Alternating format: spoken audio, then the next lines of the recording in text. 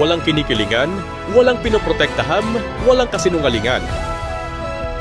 Ito ang BTN News and Current Affairs.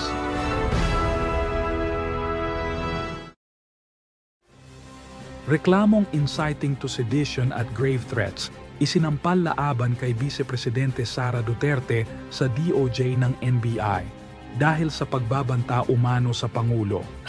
Bakit? Ano yun? Ano yun? Hulikam, mga pulis biglang pinasok ang isang bahay sa Taguig. Itinulak ang isang matandang babae, sinikmuraan ang isang menor de edad at nanira ng mga CCTV. Hulikam naman sa Anripolo, lalaking tumawid para bumili sana ng pandesal, nabangga na ng sasakyan, nagulungan pa ng truck, patay. Viral sa social media, kameler sa tanay na sumisigaw sa bundok. Para raw maglabas ng sama ng loob, sinutok ng staff.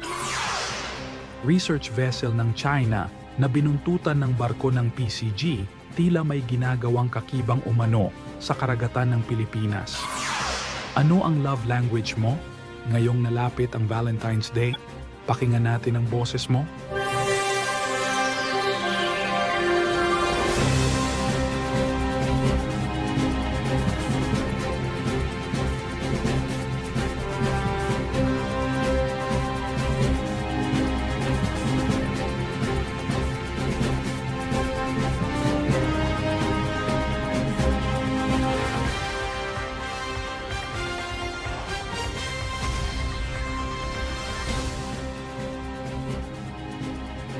Magandang gabi Pilipinas. Sinaktan at pinagnakawan paano ng mga pulis.